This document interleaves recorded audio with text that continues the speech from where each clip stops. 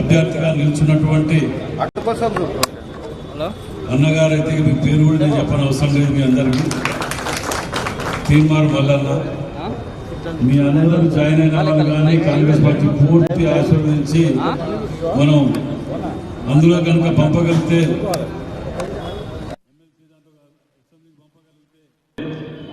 ప్రతి ఒక్క సమస్య మీద స్పందిస్తూ సుపరిచితుడు కాబట్టి గ్రౌండ్ లెవెల్లో రీచ్ అయ్యే వరకు కొట్లాడగలుగుతాం. నాకు మిత్రుడు మొదటికెళ్ళి మీరందరూ కూడా ఒక్కొక్కరు సుమారు 100 ఓట్లు చదువుకున్న మేధావులు ఇప్పుడు జాయిన్ అయిన వాళ్ళందరూ కూడా. కాబట్టి మీరందరూ కూడా వారిని ఆశీర్వదించాలని కోరుతూ, మరి ఎందుకు మొట్టమొదటి ఇవి చెప్పానంటే, ఈ పాపాల పుట్టలకు వెళ్లే ముందు కొద్దిగా మంచి మాట్లాడుకున్న తర్వాత ఇళ్ళకి వెళ్దామని చెప్పి మీకు చెప్పడం జరిగింది.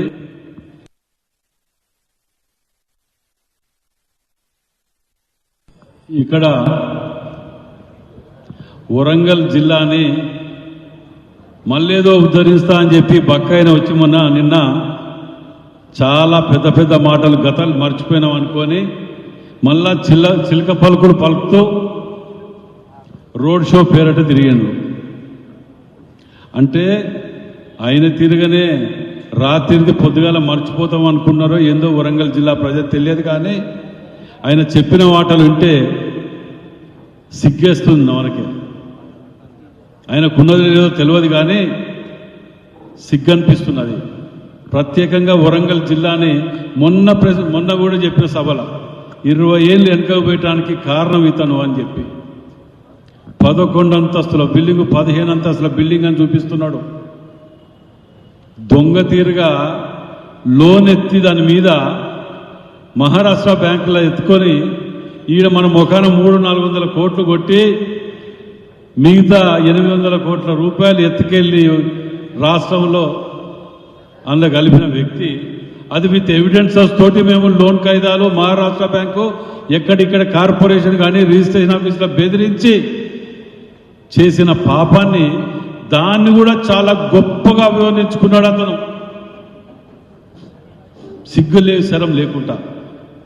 ఈడ వచ్చి 3 రోజులు పండుకొని అంటర్ రోడ్లో ఆయన చెప్పిన మాటలు, ఒక్కొక్క మాటలు డబుల్ బెడ్రూమ్ అని, ఈ బెడ్రూమ్ అని, అత్తొత్త ఏడుండాలి, అల్లుడొత్త ఏడుండాలి, కళ్ళు తాగాలి, ఇంట్లో కూర్చొని వైఫై కొట్టాలి, ఇన్ని మాటలు చెప్పి ఇన్ని కథలు చెప్పి వెళ్ళిపోయి డల్లాస్ తిరగజేస్తా వరంగల్ అని చెప్పి నట్టేట నీళ్ళలో ముంచిన మీరు ఇవాళ మళ్ళా మాట్లాడుతున్నారంటే నిజంగా కూడా సిగ్గు అనిపిస్తున్నది. ఇవాళ ప్రత్యేకంగా వరంగల్ జిల్లాని 6 ముక్కలు చేసి సర్వనాశనం చేసిన చరిత్ర వీళ్ళది అని 100 సార్లు చెప్పిన నేను.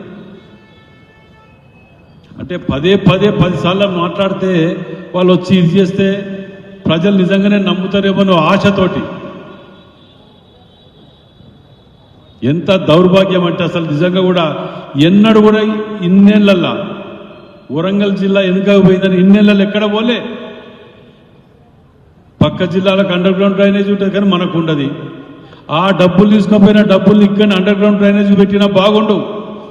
ఇలా ఎంజిఎంలా ఎలుకలు గిలకలు కొట్టి మనుషులు చచ్చిపోయిన శవాల కాడికి వెళ్ళి ఎలుకలు కొడుతున్నాయని చెప్పి మొత్తుకుంటే సోయి సొక్కి లేదు. దాన్ని రిపేర్ చేయమంటే చేత కాలేదు. అందులో రిటైర్ అవుతున్నారు, రిక్రూట్మెంట్ లేదు. ఆ ఎంజిఎం అనేది చుట్టుపక్కల 10 జిల్లాలకు తల్లి లాంటిది. దాన్ని ఏది ఎంప్లాయ్మెంట్ దాన్ని ఇచ్చేయమని చెప్తే ఒక్క ఎంప్లాయ్మెంట్ ఇచ్చేయకుండా ఇవాళ కమిషన్ వస్తున్నదని చెప్పి ఈ బిల్డింగ్ కట్టి పెట్టినావు, దాన్ని ఏం చేస్తావో ఇప్పటికి కూడా మాకు అర్థం కాని పరిస్థితిలో వదిలిపెట్టి పోయినావు. నీ ఆలోచన ఏంది, దానికి దేన్ని కట్టినావు?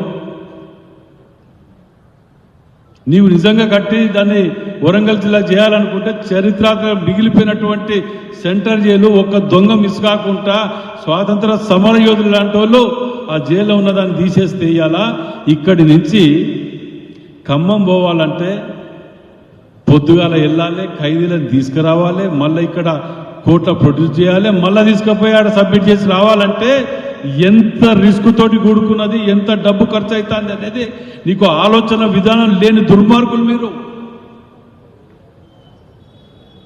సెంటర్ ఏమైనా పాతబడిపోయిందా? లేదు. హాస్పిటల్ జాగలేదా? ఉన్నది. మరి ఇక్కడనే దీన్ని కూలగొట్టి యుద్ధ ప్రతిపక్ష కూలగొట్టవలసిన అవసరం ఏమొచ్చింది అని అంటే, మీరు చేసే ప్రతి పని కాళేశ్వరం నుంచి మొదలు పెడితే, సెంటర్ నుంచి మొదలు పెడితే కింది దాకా ఎందులో అయితే కమిషన్లు వస్తాయో వాటికి ప్రాధాన్యత ఇచ్చారు. కానీ వాటి ఉపయోగం ఎంతవరకు ఉన్నది, ఎంతవరకు లేదు అనేది ఎక్కడ ఏ రోజు ఆలోచించని దుర్మార్గులు మీరు. దానిని ఇవాళ అడ్డం పెట్టుకొని మీరు మాట్లాడటానికి మళ్ళీ వచ్చి ప్రజలను మోసం చేయడానికి వస్తాను వరంగల్ కంటే ఆ కోపం కసితోటి ఇవాళ ఆయన ఏదో చేసిపోయాడు ఒరగబెడతారు అనేది ఏం లేదు. సచిన పావును చంపడానికి అంత ఇదే లేదు. కానీ నువ్వు జిల్లాని నాశనం చేసిన వ్యక్తివి మరోసారి చిల్క మాటలు చెప్తా అంటే తట్టుకోలేక ఇవాళ నిజంగా కూడా ప్రెస్ మీట్ పెట్టడానికి ఇవాళ ఈ జిల్లా నాశనం అయిపోయడానికి కారణమైన వ్యక్తివి నువ్వు వచ్చి చిల్క పలుకులు పడుతుంటే బాధతోటి ప్రజలకు గుర్తుపెట్టుకోవాలి. ఇలాంటి వాళ్ళు వస్తే ఏం చేయాలనేది ప్రజలకు నేను చెప్పని అవసరం లేదు. కేవలం కమిషన్లు కమిషన్లు కమిషన్లు కింద ఉన్నప్పుడు ఎమ్మెల్యేలు కింద ఉన్న కార్యక్రమం మొదలు పెడితే మీది దాకా ఇదే దుకాణం పెట్టుకున్నారు. అసలు నిజంగా కూడా వరంగల్ రావాలంటే ఆయన జాగాలుంటే నేను రాకబెట్టాను. ఎందుకంటే అన్ని పాపాలు చేసి ఏ మొక్క పెట్టు. కడియం శ్రీహరి గారిని రమణ కొంచెం జరగాలి, అటు జరగండి జరగండి జరగన్నా తొందర ఇటు కూర్చో.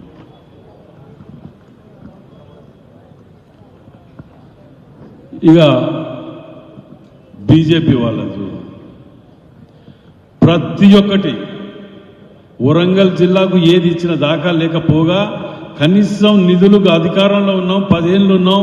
కిషన్ రెడ్డి గారు కానీ ఇక్కడ నాయకులు కానీ ఏదైనా తీసుకొద్దామని ప్రయత్నం చేయకపోగా ఉన్నాయి తరలిపోతుంటే కూడా పట్టించుకునే నాదులు లేడు. వాళ్ళ దాంట్లో లేడు, ఏ నాయకుడు కూడా లేడు.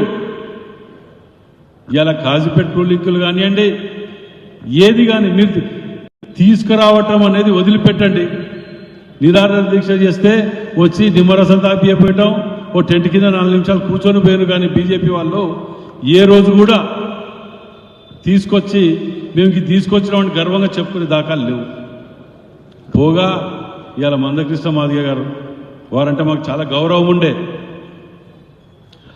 బీజేపీకి అరుణ్ రమేష్కు ఓటేయమని అడుగుతున్నారు, ప్రెస్ మీట్ పెట్టి తిరుగుతున్నారంటే నిజంగా సిగ్గనిపిస్తున్నది. ఎందుకంటే గత సంవత్సరం కిందనే ఎన్నో ప్రెస్ మీట్లు పెట్టి ఇదే అరుణ్ రమేష్ నా ప్లాట్ కబ్జా చేసిండు, నా ప్లాట్ కబ్జా చేసిండు అని చెప్పి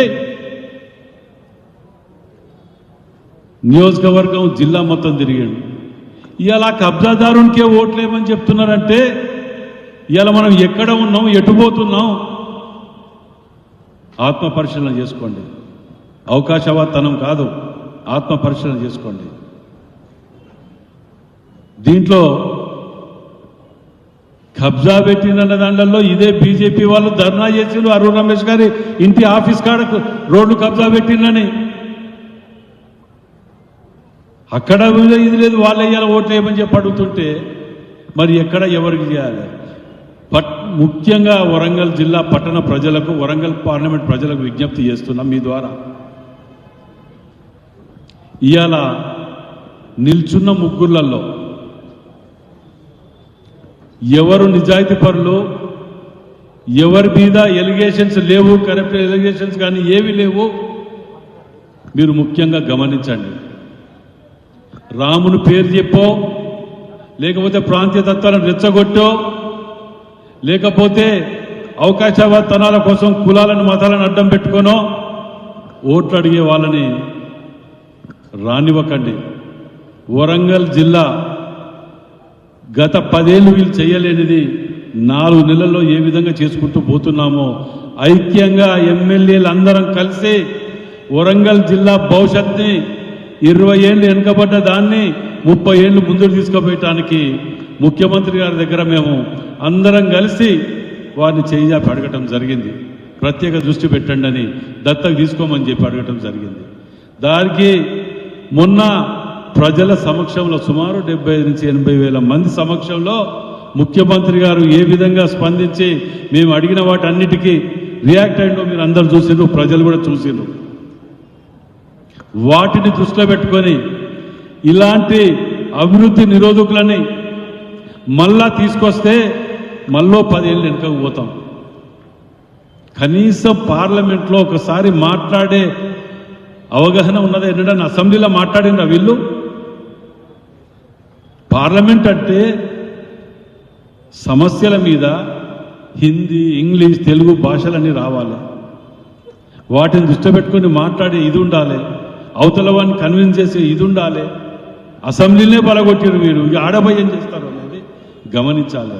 రావాల్సిన నిధుల గురించి సబ్జెక్టు మీద అవగాహన ఉండి తీసుకురావాల్సిన పార్లమెంటు ఆడికి పంపించేటప్పుడు మరి చదువుకున్న కావ్య గారు అన్ని భాషలు మాట్లాడగలుగుతారు, అవగాహన ఉన్నది.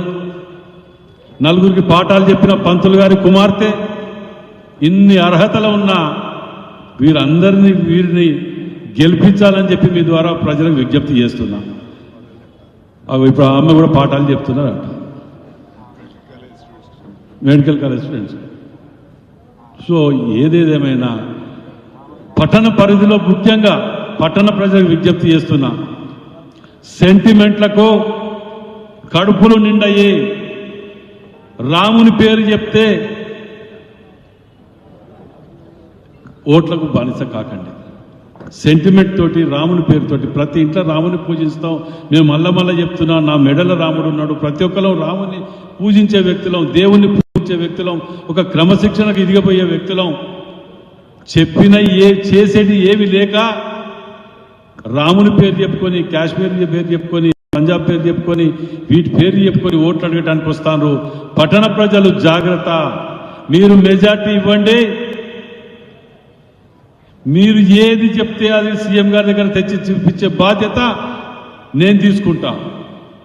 నన్ను ఎంతైతే మెజార్టీతో గెలిపించిండ్రో అంతకంటే డబుల్ మెజార్టీ తీసుకొస్తా అని ముఖ్యమంత్రి గారి దగ్గర నేను మీ మీద నమ్మకంతో గర్వంగా చెప్పడం జరిగింది. మీరు డబుల్ మెజార్టీ చూపియండి. నేను ప్రతి ఒక్క సమస్యని హనుమకొండలో, వరంగల్ వెస్ట్ నియోజకవర్గాల్లో రాత్రి పగలు కష్టపడిన నేను మీ సమస్యలు పరిష్కారం చేస్తా. దానికి తోడు తీన్మార్ మల్లన్న, వారు మాట్లాడే ప్రతి మాట ఇవాళ ప్రతి తండలో కాదు, ప్రతి గ్రామంలో ఎక్కడికి పోయినా తీన్మార్ మల్లన్న అంటే తెలియని వ్యక్తి లేడు. ప్రతి సమస్యని మేము అందరం కలిసి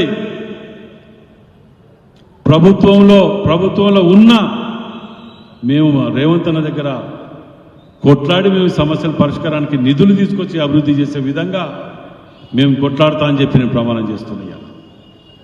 కానీ ఒకటే భయం అవుతుంది నాకు, పట్టణంలో చదువుకున్న మేధావులు చాలామంది తక్కువ ఓట్లు వేయటానికి వస్తుంటారు. మీరందరూ ఓట్లు వేయటానికి ముందుకొచ్చి అభివృద్ధి చేసిన వారికి ఓటేసటానికి ముందుకు రావాలని మీ ద్వారా ప్రత్యేకంగా కోరుతున్నా. ప్రాంతీయ తత్వాలకు, కులాలకు, మతాలకు వీటికి అడిక్ట్ కాకుండా వారు ఇచ్చే ప్రతిది కూడా ఒక అనిస్తీషా ఇచ్చి కోసే విధంగా ఉంటుంది. మోదీ ఛాయ్ వాళ్ళ ఛాయ్ అమ్మిండు, ఛాయ్ అమ్మితే ప్రధానమంత్రి అయిండు. ఛాయ్ ఎక్కడ అమ్మిండు, ఎవరికి అమ్మిండు, ఛాయ్ అమ్మితే ప్రధానమంత్రి అయితే అందరు ప్రధానమంత్రులు అయితే అందరూ ఇవన్నీ ఎందుకు పెట్టుకుందాం, ఈ దుకాణం ఛాయ్ దుకాణంలో పెట్టుకుందాం ఇవాళ అంటే వారు లక్షల కోట్ల రూపాయలు ఆదాని అంబానీ లాంటి వాళ్ళకి ఇచ్చి వారి ద్వారా సోషల్ మీడియాను పెట్టించి సోషల్ మీడియాలో నిజాన్ని అబద్ధాన్ని నిజంగా చిత్రీకరించుకుంటూ ప్రజలను మోసం చేస్తుండ్రు. దాన్ని గమనించాలి. మొన్న బాండ్స్ ఇష్యూలో తేట తెల్లడం అయిందనేది మనం గమనించాలి. 26,000 కోట్ల రూపాయల బాండ్స్ ఒక బీజేపీకి వచ్చిందంటే ఇన్నేళ్ళు స్వాతంత్రం వచ్చిన కాడికెళ్ళి పాలించిన మేము అన్ని పార్టీలు కలిస్తే కూడా 1,200 కోట్లు కాలే, 12,000 కోట్లు. ఇది ఒక్కటి చాలు వాళ్ళ యొక్క కుంభకోణాలకు. కాబట్టి ఈ ప్రెస్ మీట్ కూడా ముఖ్య ఉద్దేశం ఏంటంటే ఈ దొంగలు ఎలక్షన్ రాగానే మళ్ళీ వస్తున్నారు, మళ్ళీ చేరి మళ్ళీ 4 వాగ్దానాలు చేసి 4 మాయమాటలు చెప్పి మోసం చేసే ప్రయత్నం చేస్తున్నారు. మార్పు అనేది వరంగల్ జిల్లాలో మొదలైంది. మార్పు 4 నెలల్లో మీరందరూ చూసినరు. మేము గర్వంగా ఇయ్యాలా ఓటు అడిగే హక్కు మాకు మాత్రమే ఉన్నది. ఈ 4 నెలల్లో మేము గెలిపించినందుకు చేసి చూపించినాం కాబట్టి మీ ద్వారా కాంగ్రెస్ పార్టీకి కడియం కావ్య గారికి తీర్మాల మన్నన్న గారికి ఓటేసి ఆశీర్వదించి అభివృద్ధిని మరింత ముందుకు తీసుకుపోవాలని చెప్పి మీ ద్వారా కోరుతున్నాను. ఇప్పుడు తీర్మాల మల్లన్న గారు కూడా 2 నిమిషాలు